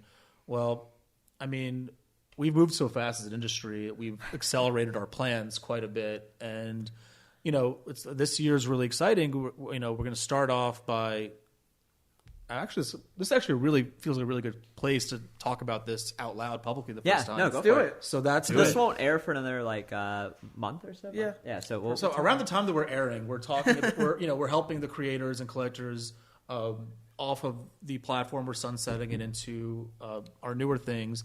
But the thing that is so exciting about 2023 is the decentralized exchange. We're not the only decentralized exchange that are available to people. But we are the only decentralized exchange that is built on top of an incredibly fast indexer of the Ethereum and Polygon chains. So we're taking both of those things, the DEX infrastructure and the indexing infrastructure, and we're opening them up to the world. So, we don't want, like I said earlier, we don't want the world coming in to trade on our DEX. We want to give that smart contract out to everybody to plug into their own page, into their own NFT project, and also the ability for fast and accurate indexing. I think pushes the space forward by allowing marketing teams to come in and start solving for things like attribution, help out with better data for dynamic NFTs. And once upon a time, for me, mass adoption meant make it easy to mint, make it easy to buy with credit cards and crypto. And we just in a few short years as an industry moved so fast. To me, mass adoption means provide better tools to the people that are doing amazing things in Web3. So everybody getting to be their own DEX and blockchain data for NFTs, those are the 2023 things that I'm excited to get out there and push the space forward. That's awesome, man. Yeah. We love especially open source tooling that is just open for everybody. You're not saying like, hey, here's our black box. We want 1.5 whatever percent. And you're saying, here's the open source tools. We understand the creators are the platforms, not the actual platforms. Let the creator use that tool in any way they see fit, whether it's their own web page for their drop, whether they have a collection of them, whatever you're putting out there. That's awesome. Yeah. We need more people working on open source or like open tooling rather than like, I want to create the next black box that gets 5% of everything. Sure. Yeah, and looking around, I think some of the projects and companies that I admire most are the ones moving away from black boxing and the ones that are moving to different ways of doing business. Like here I am on this podcast talking about golden age for creators, and then I'm like, well, why would a marketplace effectively say we're taking equity in your creation because we got the opportunity for you to bring your stuff here? That's just propagating the old stuff. So the idea I think is to look forward and fall in love with the space, because there's so many cool people doing so many cool things that let's be really thoughtful about how we're building the business practices around the space. That to me is the exciting thing. And I think that really separates us from, the altcoin era, ICO era, the DeFi era, is that I feel like the people that are together, like just sitting at this table, there's a real sense of wanting to build the right way and together.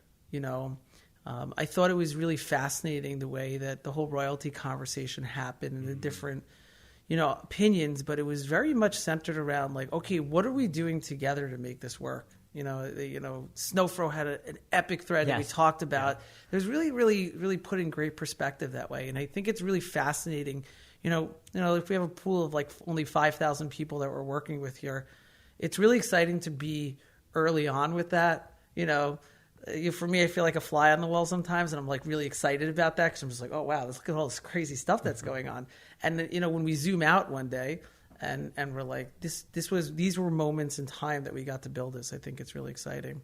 So with that said, we really, really want the Bills to win today for Matt. They're in the game right now. Yeah, and what's the Are score? they? What's the score? We'll have to bring the game up. Okay, fine. I'll have to bring it up. But listen, thank you guys both for coming. Deez and I started doing these together because we just love having our friends here. Deez always says that, right? Like, It's just we love talking to our friends, and we realize how little we ever get to sit down with our friends and talk without this blasting in front of us or us in front of a Zoom. And it's just so much, like, I feel so deeper connected to everyone we talk to after this versus, like, I've known both of you for multiple years now, and it's like I've spent more time with Matt than Vlad, but like I still have never sat down with you for more than an hour and talked. I mean, we've partied for longer than an hour together, but like we've never sat down Much longer than an hour. until like 6 a.m. But we've never had that deep of a long form conversation. That's what I love about the pod. So thank you guys again for joining us. thank you guys. Go Bills. Go Bills. Thank you. And Thank you for having us. We'll have to do this again and really